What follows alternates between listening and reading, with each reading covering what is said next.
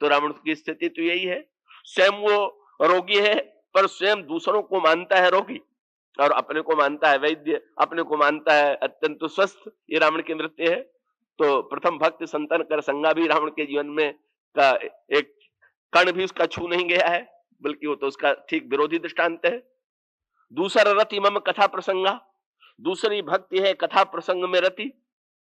सो रावण की कथा प्रसंग में कैसी प्रीति थी, आपने पढ़ी होगा रामायण में कि रावण का नियम था कि अगर कोई कथा सुनाने वाला सुन ले कि सुनाने वाला कोई है तो बस बोले ते ही बहुविध त्रासई देश निकासई जो कह वेद पुराण। तो जो वक्ता है, जो कथा कहता है, जो वेद पुराण की व्याख्या करता है, रावण कहता है कि इसको देश से निकाल दो। यही लोग भक्ति का प्रचार करते हैं, न रहेंगे और न तो भक्ति का प्रचार होगा। का इस प्रकार से बल्कि गोस्वामी जी ने कहा सपने सुनी न वेद पुराना। अगर कोई भूल से आपस में भी कह दे कि आज सपने में मैंने भगवान का ये चरित्र देखा, तो रावण कहता है इसको भी निकाल बाहर करो, इसको भी मार डालो। तो कथा प्रसंग में प्रीति कौन कहे, वो तो कथा का महानतम विरोधी है। तो दूसरी भक्ति का भी अभाव है। का गुरुपद पंकज सेवा, तीसरी भगति अमान। तो रावण के जीवन में गुरु है क्या? ये तो कहने के लिए कहा जा सकता है कि रावण के जीवन में बहुत बड़े गुरु थे, लेकिन रावण ने तो गुरु को भी हल्का ही बना के छोड़ा। गुरु माने जो भारी हो।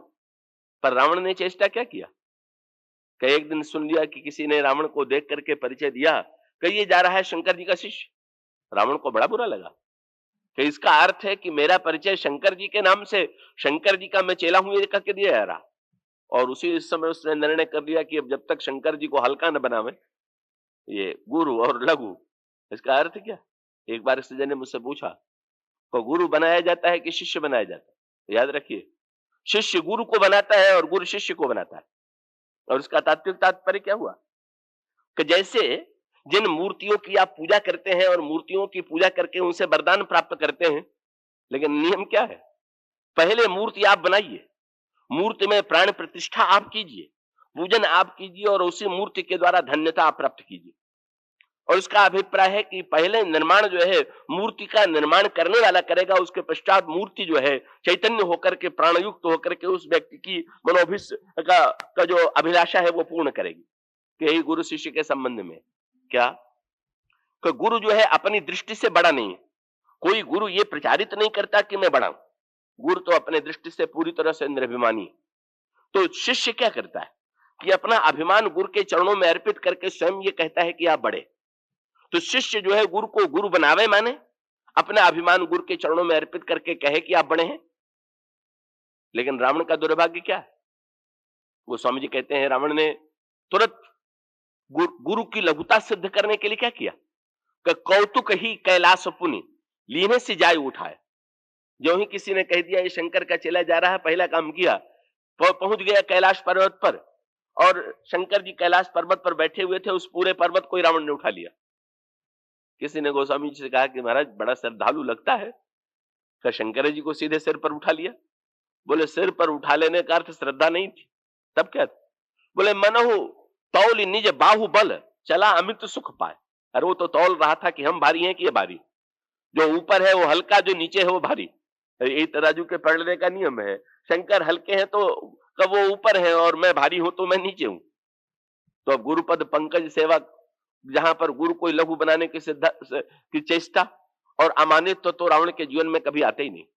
का मन में प्रश्न आ गया कि राम ईश्वर हैं कि मनुष्य हैं? तो नियम गुरु क्यों बनाया जाता है कि हमारे मन में अगर कोई प्रश्न हो, कोई संशय हो तो हम गुरु के पास जाकर के उस प्रश्न का समाधान पावे। तो रावण के मन में अगर प्रश्न आया तो बड़ा सरल उपाय था कि गुरु शंकर थे, उनके आश्रम में कैलाश पर्वत पर जाकर के पूछ देता कि महाराज मेरे मन में संदेह है कि राम ईश्वर है कि मनुष्य है, बता दीजिए। पर रावण उनसे पूछने नहीं जाता। भगवान राम कहते हैं अमान होकर के मेरे चरणों की गुरु की सेवा करना ये मेरी तीसरी भक्ति है। पर रावण शंकर जी के पास क्यों नहीं जाता है पूछने के लिए? रावण को लगता है मैं शंकर जी से पूछूं, उनसे दूनी बुद्धि तो मेरे पास है।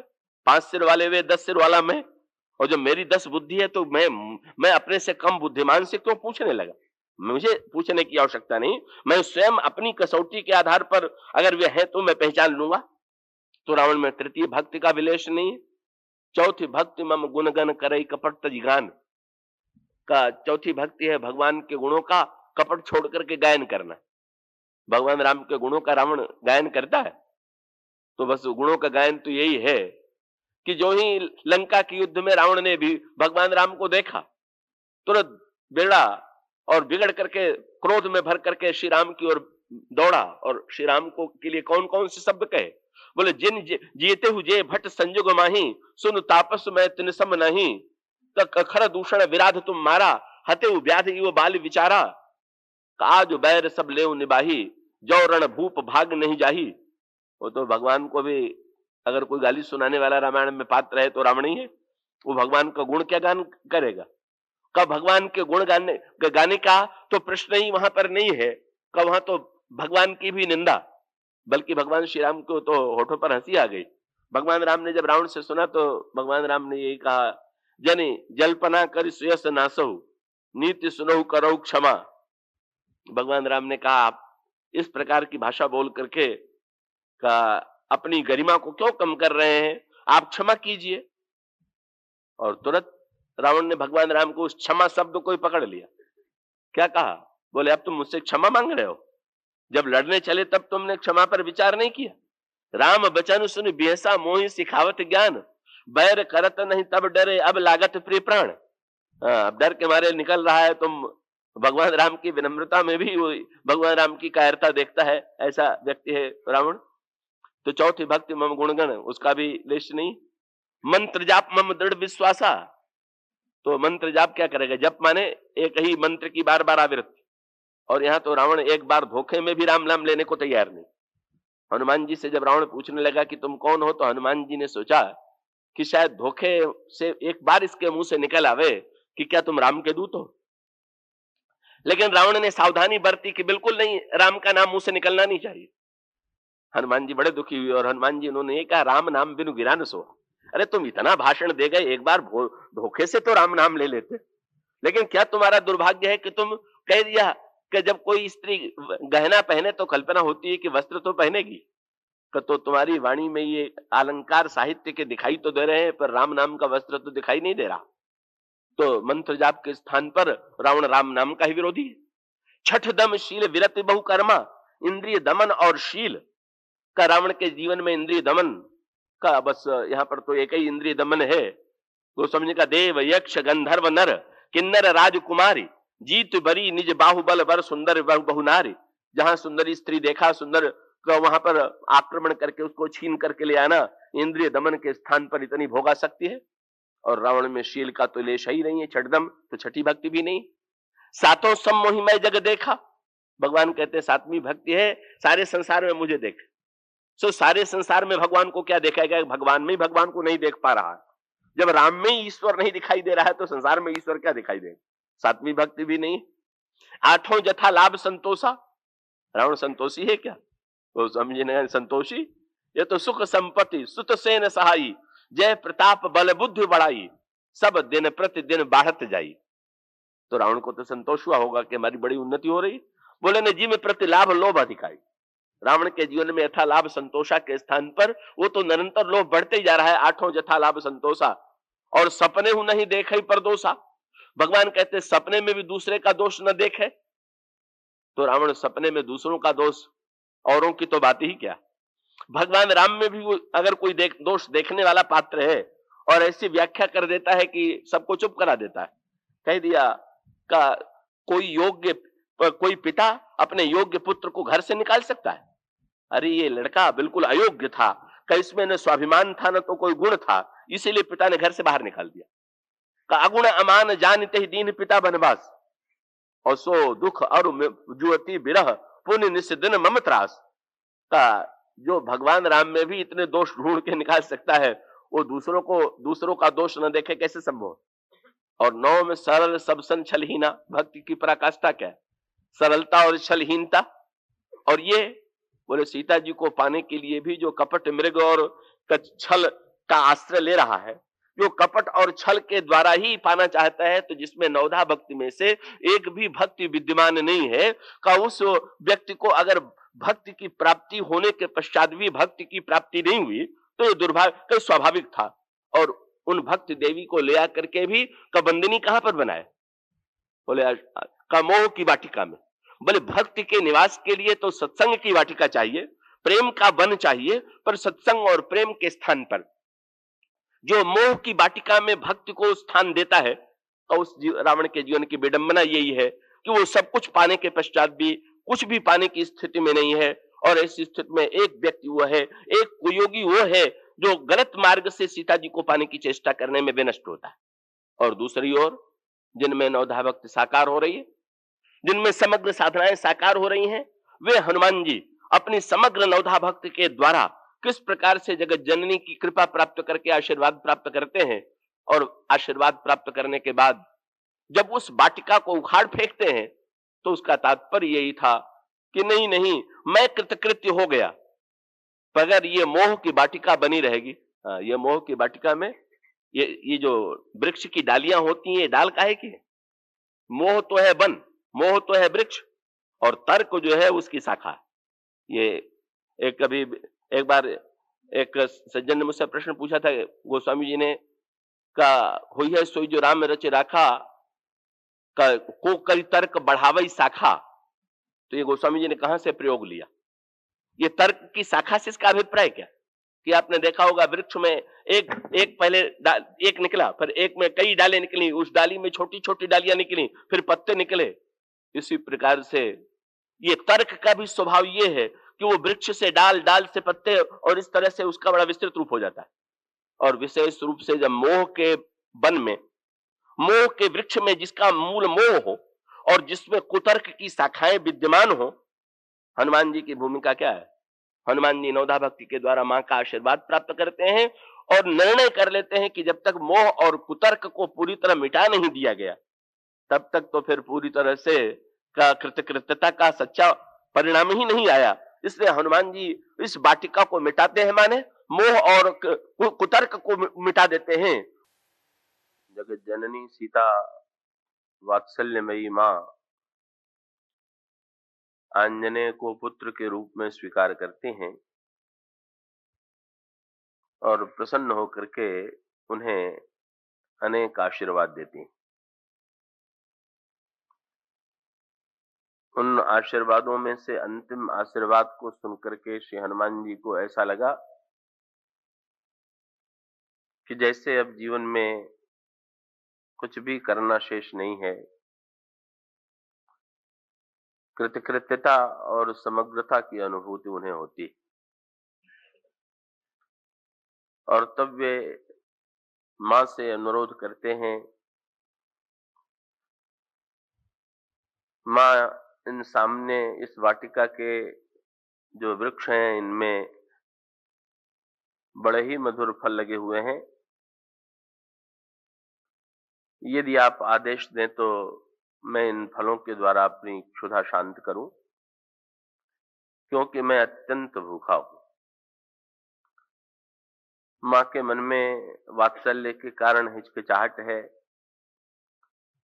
वे राक्षसों की ओर उनका ध्यान आकृष्ट करती हैं, जो वहां पर शस्त्र लेकर के रक्षा के लिए वाटिका में सन्नद्ध हैं।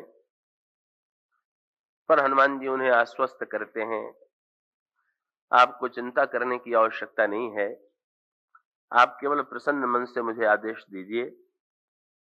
मां का आदेश पाते हैं और वाटिका के मधुर फल के द्वारा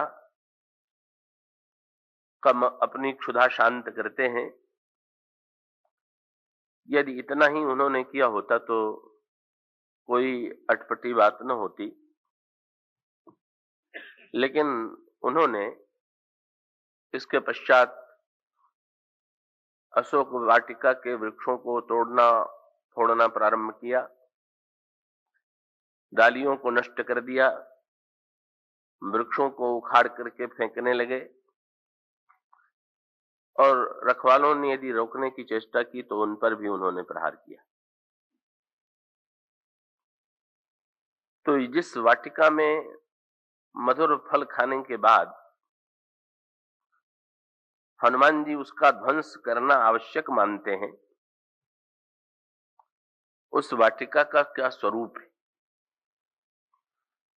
कल कथा के अंत में जो प्रसंग आपके सामने चल रहा था,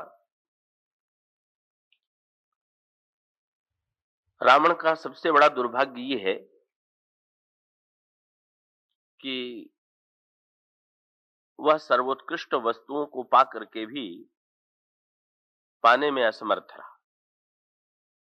बहिरंग दृष्टि से उसे सब कुछ प्राप्त था, पर उन वस्तुओं की प्राप्ति का जो परिणाम जीवन में होना चाहिए, का वो परिणाम रावण के जीवन में नहीं आया।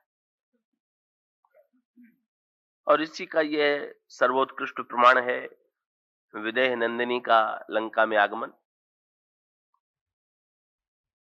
विदेह नंदिनी सीता तो श्री रामचरितमानस में जीव की अंतिम चरम लक्ष्य है।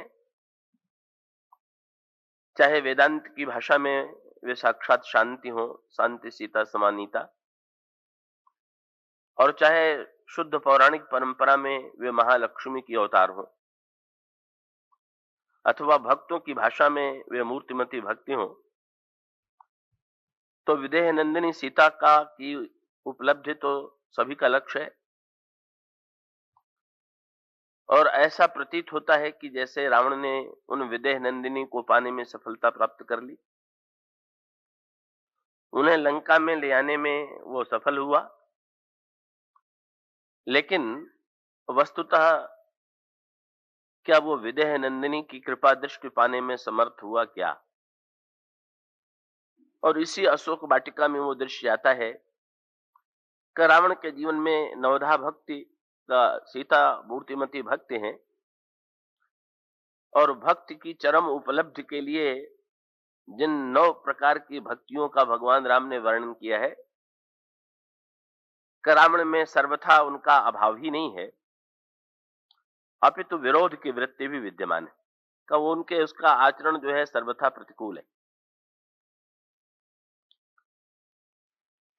इसलिए रावण की सारी प्रवृत्ति इसी प्रतिकूलता से प्रेरित है।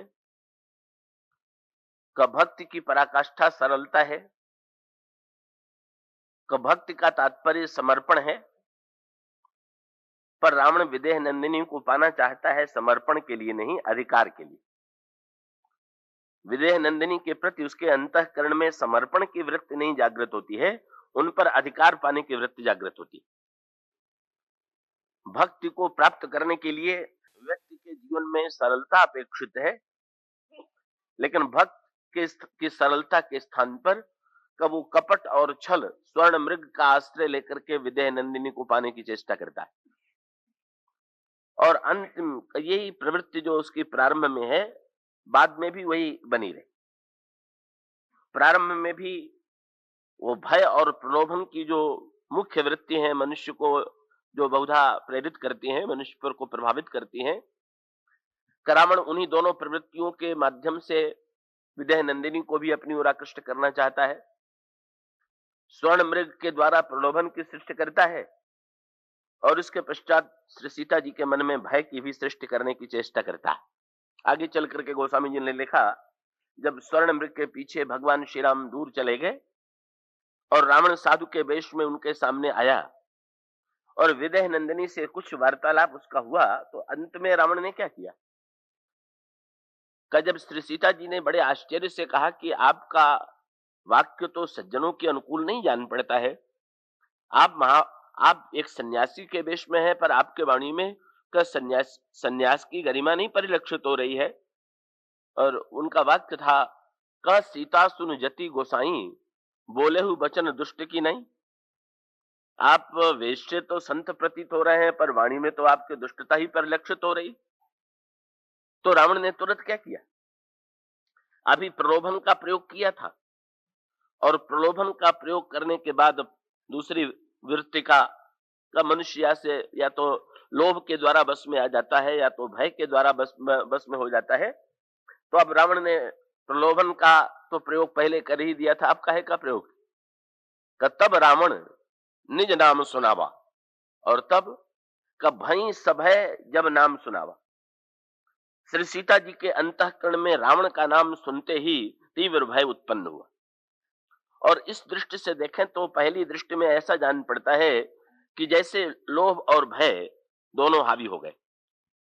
जब स्वर्ण मृग की उन्होंने कामना की तो उसका अभिप्राय उनके अंतःकरण में लोभ के प्रति आकर्षण उत्पन्न हुआ कि जब वे रावण का नाम सुनकर के आतंकित हो गई तो ऐसा लगता है कि उनके अंतःकरण में भय की सृष्टि हुई।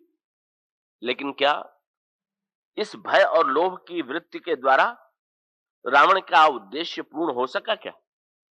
और इसका सीधा सा तात्पर्य यह है कि भक्ति जो है भक्ति का तो तात्पर्य ही है कि जब व्यक्ति के अंतःकरण में लोभ और भय का स्थान प्रीति ले ले, बस ये कि लोभ और भय की प्रेरणा से जो समाज संचालित होने वाला समाज है, अगर उसी रूप में हम ईश्वर के प्रति भी आकृष्ट हो तो उसे हम भक्त नहीं कह सकते।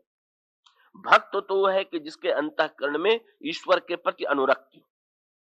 तो वस्तुतः लोभ और भय की वृत्ति प्रारंभ में भी रावण के जीवन में दिखाई देती है और उसी लोभ और भय की प्रवृत्ति के द्वारा वो विदेह नंदिनी पर अंत तक अधिकार पाने की चेष्टा करता है, उनका अपहरण करता है और अपहरण करने के पश्चात उन्हें लंका में ले जाता है। तो स्वामी जी ने वहां यही कहा, हारी परा खल बहुविधि। अब क्या किया, कैसे? हारी परा खल बहुविधि भय और प्रीति दिखाए, तब बोले तब अशोक पादप तरु राखे से जतन कराए। लंका में सीता जी के प्रति सीता जी को पाने के लिए अधिकार की प्रवृत्ति लेकर के जो कपट छल के माध्यम से, लोभ और भय की वृत्ति के माध्यम से भक्ति पर अधिकार पाना चाहता है, का अंत में वो विजय नंदिनी को इस अशोक वाटिका में स्थापित कर देता है। और जैसा कि कल आपके सामने मैंने एक संकेत किया था, उससे आप उसे जोड़ करके इस पर विचार करेंगे कि भक्ति के निवास का उपयुक्त स्थान कौन सा है। का भगवान श्री राम भक्त और भगवान ये दोनों के लिए उपयुक्त स्थान तो होना चाहिए। का भगवान श्री राघवेंद्र का जब वन यात्रा करते हैं तो महर्षि वाल्मीकि से पूछते हैं, मैं कहां रहूं? वाल्मीकि व्यंग करते हैं, क्या ये प्रश्न ठीक है क्या? आप पूछ रहे हैं कि मैं कहां रहूं, लेकिन आप पहले ये तो बताइए कि आप कहां नहीं है। पूछे हूं मोहि की रहा हूं, कहा मैं पूछत सकुचाऊं, जह न हो तह कहो तुम ही दिखाऊं उठाऊं। भगवान श्री राघवेंद्र महर्षि वाल्मीकि का प्रश्न सुनकर के धीरे से संकेत करते हैं, नहीं महाराज, मैं अकेले रहने के लिए थोड़ी पूछ रहा हूं। अकेला तो मैं प्रत्येक व्यक्ति के हृदय में हूं, अकेला ईश्वर प्रत्येक व्यक्ति के हृदय में। तो वस्तुतः मुख्यता किसके हृदय में रहने की है? तो भगवान राम ने कहा था, महाराज आप ध्यान दीजिए कि मैं अकेला नहीं हूं, इस समय मेरे साथ दो व्यक्ति और हैं। और इसलिए प्रभु ने प्रश्न ये नहीं किया कि मैं कहां रहूं, प्रभु ने प्रश्न क्या किया, बोले अस जिये जानी कहिए सोई ठाऊं, सिय सौमित्र सहित जह जाऊं। जहां सीता और लक्ष्मण, और इसका प्रतीकात्मक तात्पर्य है ईश्वर प्रत्येक के हृदय में, पर लक्ष्मण और सीता प्रत्येक के हृदय में नहीं। सीता प्रत्येक के हृदय में नहीं, इसका अभिप्राय क्या? मूर्तिमती भक्ति। लक्ष्मण क्या? साक्षात मूर्तिमान वैराग्य। लखन राम सीता सहित राजत पर्ण कुटीर, भगत ज्ञान वैराग्य जनु सोहत धरे शरीर। का प्रत्येक व्यक्ति के हृदय में ईश्वर है, पर भक्ति और वैराग्य का निवास प्रत्येक व्यक्ति के हृदय में नहीं। और भक्ति वैराग्य से रहित जो हृदय है, का उसमें ईश्वर रह करके भी निष्क्रिय है, उसके रहने का हमारे जीवन पर कोई प्रभाव पड़ने वाला नहीं। तो इसका अभिप्राय यह है कि भक्ति के निवास के लिए का महत्वपूर्ण यह है कि स्थान पसंद आ जाए। किसको? सीता जी को पसंद आ जाए और लक्ष्मण जी को पसंद आ जाए। इसलिए भगवान श्री राघवेंद्र जब चित्रकूट आते हैं तो वहां बड़ी प्रतीकात्मक भाषा है कि पहले तो वाल्मीकि जी से पूछ दिया कि मैं कहां रहूं, और फिर आप देखेंगे उन महर्षि का उत्तर, महर्षि ने पहले भले ही व्यंग कर दिया हो कि आप तो हर स्थान पर हैं, पर इसके बाद स्वयं महर्षि कहने लगे कि सुनहु राम अब कहूं निकेता, अब मैं आपके रहने के लिए स्थान बता रहा हूं। तो अभी अभी तो आपने अस्वीकार कर दिया था। तो बोले नहीं, अकेले आपके विषय में प्रश्न होता तो मैं ये प्रश्न करता कि आप कहां नहीं, लेकिन अब आपने तो ये जोड़ दिया है कि सीता और लक्ष्मण के साथ तो मैं भी जो स्थान बता रहा हूं, का वो कैसे स्थान है? भगवान राम से वे कहते हैं का सुनहु राम अब कहूं निकेता, जहां बसहु सिय लखन समेता। जहां पर आप श्री सीता जी और लक्ष्मण के साथ रहिए, उस स्थान में अब आपको बता रहा हूं। और फिर आप वहां उस प्रसंग में पढ़ते हैं कि भगवान राम 14 प्रकार के भक्तों के हृदय का वर्णन करते हैं और ये कहते हैं कि इन भक्तों के अंतःकरण में ही आप विदेह नंदिनी सीता और लक्ष्मण के साथ निवास कीजिए। इसका सीधा सा तात्पर्य यह है कि वस्तुतः ईश्वर के लिए भक्त का हृदय ही सर्वोत्कृष्ट स्थान, और बहिरंग दृष्टि से भी कब पहले तो उन्होंने भक्त की दृष्टि से भक्त के हृदय का संकेत किया, पर अगर बहिरंग संदर्भ में भौतिक लीला के संदर्भ में देखें तो उन्होंने भगवान राम से संकेत किया कि अब आप जाकर के चित्रकूट में रहिए। और चित्रकूट में वर्णन करते हुए उन्होंने चित्रकूट की महिमा का वर्णन किया, और चित्रकूट की महिमा का वर्णन करते हुए कहा अत्रि आदि मुनिवर बहु बसही, करही जोग जप तप तनु कसही। और का वहां पर मंदाकिनी नदी बह रही है, वेद पुराण समस्त बखानी, अत्रि प्रिया निज तप बल आनी, सुरसर धार नाव मंदाकिनी, जो सब पातक पोतक डाकिनी। और राम का तुम उस चित्रकूट में निवास करो जहां अत्रि और अनुसुईया हैं, जहां मंदाकिनी का दिव्य प्रवाह, वहां पर भी वही संकेत है। आपके रहने के लिए कौन सा स्थान उपयुक्त होगा, चित्रकूट के समान जो हो। पर भगवान श्री राम वहां भी जब चित्रकूट में भी आते हैं तो बहुत बढ़िया बात लिखी हुई। भगवान राम को लक्ष्मण जी से ये कहना चाहिए, भगवान श्री राघवेंद्र तो आदेश लेकर के आए हुए हैं, पर ठहरने के पहले भगवान राम लक्ष्मण जी की ओर देखते हैं, और लक्ष्मण जी की ओर देख करके भगवान श्री राम तुरंत लक्ष्मण जी से कहते हैं रघुबर कहेऊ लखन भल घाटू, करहु कतहु अब ठहर ठाटू। भाई कहीं ठहरने का प्रबंध तुम करो। तो लक्ष्मण जी पर यह भार सौंपने का तात्पर्य क्या है कि जो सीता को प्रिय नहीं है, जो स्थान लक्ष्मण को प्रिय नहीं है, का उस स्थान पर का ईश्वर का निवास यदि होगा तो निष्क्रिय ईश्वर का निवास होगा। इसलिए भगवान श्री राघवेंद्र अनुरोध भी करते हैं तो विदेह नंदिनी सीता से और लक्ष्मण से, और तब वो स्थान लक्ष्मण जी कौन सा चुनते हैं, जहां पर पंचवटी, जहां 5 वृक्ष विद्यमान है, और उस 5 वृक्ष के निकट का गोस्वामी जी बड़ी सांकेतिक भाषा का वर्णन करते हैं कि भगवान श्री राघवेंद्र जिस कुटी में रहते हैं उसका निर्माण किसने किया। तो रामचरितमानस में तो ऐसा आता है कि जब भगवान श्री राम जाते हैं तो देवता कोल के रातों के वेश में आते हैं और कुटिया का निर्माण करते हैं। पर गीतावली रामायण में गोस्वामी जी बड़ा अनोखा वाक्य लिखते हैं कि वहां पर कुटिया का निर्माण भी किसने किया। का भगवान श्री राघवेंद्र भले ही प्रारंभ में देवताओं की कुटिया में रह गए हो, पर देवताओं की कुटिया में उनको वस्तुतः का उस रस की अनुभूति नहीं होती है। उसका कारण क्या है? इसमें व्यंग्यात्मक तात्पर्य यह है कि जब कोई व्यक्ति कोई सेवा करता है और सेवा के साथ उसका स्वार्थ मिला हुआ हो, तो उसकी सेवा स्वीकार करते समय बुद्धिमान को हर समय उसका स्वार्थ दिखाई देता रहता। आपको कोई भोजन के लिए निमंत्रित कर रहे हैं, पर उसके साथ साथ उसके मन में ये बात अगर हो कि इनसे तो ये काम लेना है, तो आप सोचेंगे कि भाई ये भोजन ही नहीं है, बाहर भी। तो ये देवताओं की मनोवृत्ति क्या है कि ये तो कुटिया का प्रत्येक कण बनाते समय, पत्तों से सजाते समय इनके मन में एक ही ध्यान है कि किसी तरह से हम लोगों को संकट से मुक्ति मिले, हमारे स्वर्ग का वैभव और भोग हमें प्राप्त हो। तो ये जो स्वार्थ प्रेरित का ईश्वर के लिए जो कुटी बनाई गई, ये भी संकेत है।